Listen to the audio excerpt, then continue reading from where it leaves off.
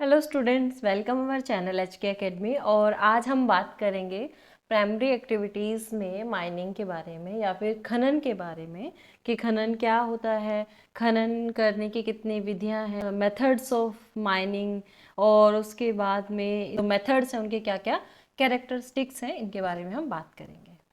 सबसे पहले हम बात करते हैं खनन के बारे में। उसका एक ओवरव्यू देखते हैं कि क्या है। सबसे पहले क्या है कि the discovery of minerals is reflected in many stages.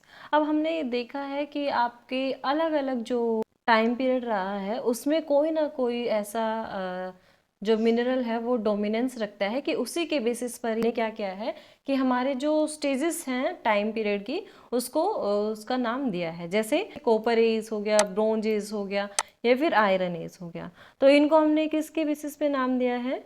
इनको हमने नाम दिया है कि उस टाइम किसका डोमिनेंस था। इसके साथ साथ क्या है कि जो मिनरल्स हैं आपके, इनका जो एंशिएंट टाइम में अगर हम काम देखें तो सिर्फ क्या काम था, सिर्फ टूल्स बनाने का काम था, या फिर अपनी ज़रूरतों को पूरा करने का काम था, या फिर जो हथियार है वो बनाने का काम था। इनका काफ़ी जो सीमित प्रयोग उस टाइम किया जाता था, यानी सिर्फ टूल्स बनाने के लिए, यूटेंसिल्स बनाने के लिए, यानी जो बर्तन है या उनको बनाने के लिए, या फिर वेपन्स बनाने के लिए इनका यूज़ किया जाता था।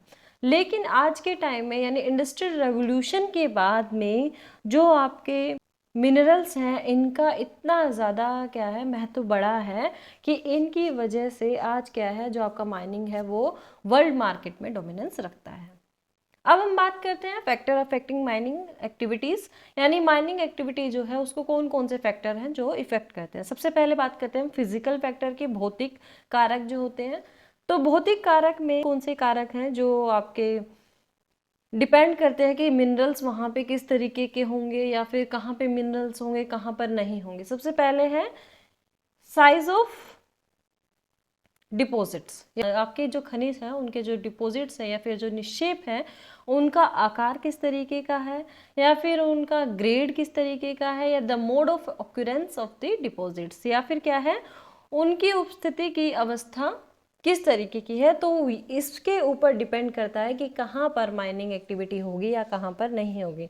जैसे अगर आपका बहुत बड़ा क्षेत्र है आयरन ओर का, वहाँ पर, और आयरन ओर भी किस तरीके का है, अच्छी क्वालिटी का है, तो वहाँ पर क्या है जो चांसेस होते हैं काफ़ी माइनिंग होने के।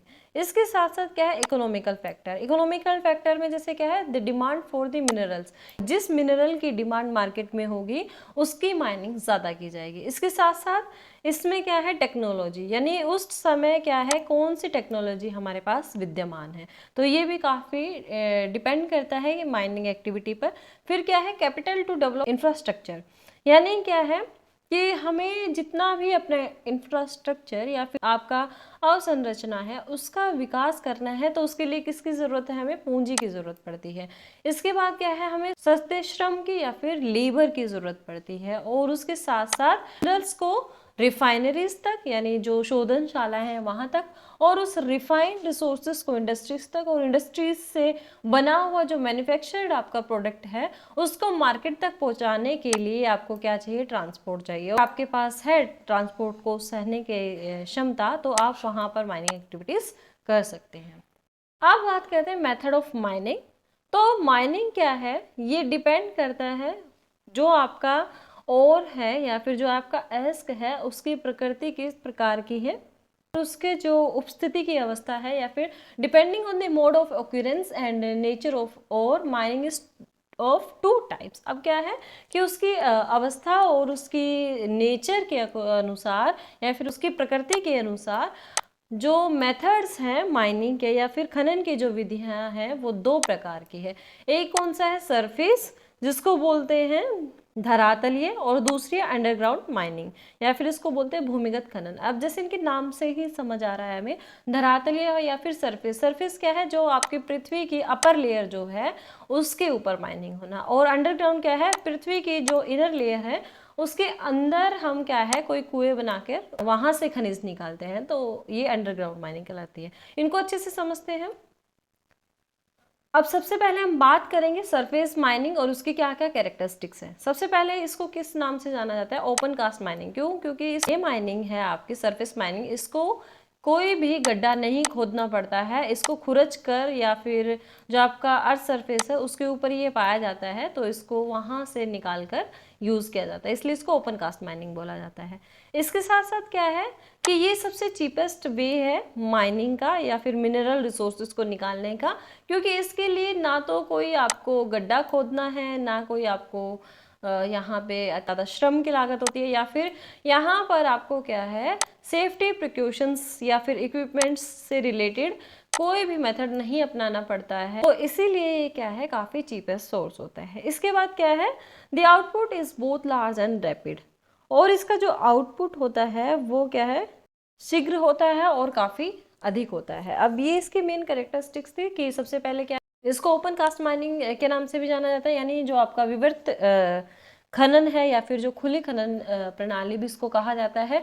इसके बाद क्या है चीपेस्ट वे है माइनिंग का या फिर मिनरल जो रिसोर्सेज है उसको एक्सट्रैक्ट करने का। क्यों? क्योंकि यहाँ पर क्या है कोई भी सेफ्टी प्रिकॉशंस यानी क्या है सुरक्षा के लिए उपाय हैं या फिर उपकरण हैं, इनके ऊपर कोई भी एक्स्ट्रा खर्च नहीं करना पड़ता है, इसलिए काफ़ी चीपेस्ट मेथड है। इसके लिए कोई भी कुआं खोदना नहीं पड़ता है, तो इसके लिए क्या है कोई भी जो आपका कॉस्ट है इतनी ज़्यादा नहीं आती है। और इसके साथ साथ इसकी क्या विशेषता है कि यहाँ से जो आउटपुट है वो काफ़ी लार्ज स्केल पर निकलता है और काफ़ी शीघ्रता से हमें प्राप्त हो जाता है, इसलिए ये काफ़ी क्या है आपका अच्छा सोर्स है ओपन कास्ट माइनिंग। अब हम बात करते हैं अंडरग्राउंड माइनिंग। अब पहले इसको समझ लेते हैं अंडरग्राउंड माइनिंग कैसा होता है। जैसे अगर हम ओपन कास्ट माइनिंग की बात करें तो यहाँ पर क्या है जो आपका सरफेस के ऊपर की जो लेयर है यहीं से ही आपको मिनरल्स मिल जाएंगे और यहाँ से हम इसको क्या करेंगे खुरच कर बाहर निकाल लेते हैं। लेकिन आपकी जो अंडरग्राउंड माइनिंग है वो किस तरीके से होता है, जैसे ये आपका ओशियनिक पार्ट है और ये आपके ओशियनिक लेयर है नीचे वाली, और हमें इसमें से जो आपका मिनरल है वो एक्सट्रैक्ट करना है। तो इसके लिए हम क्या करेंगे, एक पूरा गड्ढा खोदेंगे नीचे तक, यानी एक कुआं बनाएंगे और इस कुएं से हम क्या करेंगे मिनरल को एक्सट्रैक्ट करने का काम करते हैं। अब इसकी क्या क्या कैरेक्टरिस्टिक्स है, सबसे पहले क्या है कि इसमें जो कॉस्ट है वो काफ़ी अधिक लगती है। दूसरा क्या है इसमें खनिजों को कैसे लेके जाया जाता है कि यहाँ पर जैसे आपका ये लेवर है कोई, तो यहाँ पर क्या लगाई जाती है, एक लिफ्ट लगाई जाती है और उस लिफ्ट से ही क्या है आपके जो मिनरल को ऊपर अर्थ सरफेस तक लेकर जाया जाता है। इसके साथ साथ यहाँ पर क्या है खनिजों के सुरक्षित और प्रभावी आवागमन के लिए क्या किया जाता है, यहाँ पे लिफ्ट लगाई जाती है और इसके साथ साथ जो माल ढोने वाली गाड़ियां हैं उनका प्रबंध किया जाता है, वायु संचार की जो प्रणालियां है उसका प्रबंध यहाँ पे किया जाता है। और ये क्या है काफ़ी रिस्की मेथड है। रिस्की क्यों है, क्योंकि यहाँ से जो जहरीली गैसें हैं वो निकलती हैं, यहाँ पे फायर लगने का डर रहता है, फ्लड्स आने का डर रहता है, तो इसकी वजह से क्या है दुर्घटना होने का काफ़ी भय रहता है। तो ये था आपका अंडरग्राउंड माइनिंग है उनके बारे में। तो अंडरग्राउंड माइनिंग के बारे में हमने जैसे जाना कि ये क्या है, इसमें एक कुआं खोदा जाता है नीचे तक जहाँ पर आपका मिनरल रिसोर्सेज पाया जाता है। जैसे अगर हम बात करें मुंबई हाई की, तो मुंबई हाई में भी क्या किया गया है, इसके अंदर नीचे तक क्या है कुआं खोदा गया है और वहाँ से आपका ऑयल एक्सट्रैक्ट किया जा रहा है। और उसमें इसके साथ साथ इसमें क्या किया जाता है कि एक लिफ्ट लगाई जाती है और ये लिफ्ट ऊपर तक आपके रिसोर्सेज को पहुंचाती है और यहाँ से क्या है जो आपकी मालगाड़ी है वो सब लगाई जाती है और वो ये रिफाइनरी तक इस प्रोडक्ट को जो आपका रॉ मटेरियल है इसको लेकर जाती है आगे रिफाइन होने के लिए। तो इस तरीके से ये क्या है काफ़ी कॉस्टेबल पड़ता है और इसके साथ साथ इसमें क्या है रिस्क भी काफ़ी होता है, क्योंकि यहाँ से क्या है जहरीली गैसें निकलने का डर रहता है, आग लगने का डर रहता है, बाढ़ आने का डर रहता है और इसके साथ साथ काफ़ी बार क्या है दुर्घटनाएं होने का डर भी रहता है। तो ये था आपका underground mining and open mining, और माइनिंग क्या होता है इसके बारे में। तो ये था आपका एनसीईआरटी का चैप्टर जिसमें हमने प्राइमरी एक्टिविटीज़ को डिस्कस किया है और मैंने अपने जो अदर जो लेक्चर्स थे उसमें प्राइमरी एक्टिविटीज़ में एग्रीकल्चर और हंटिंग हो गया और गैदरिंग हो गया और जो आपका पास्टोरलिज्म हो गया, इन सब के बारे में भी डिस्कस किया है।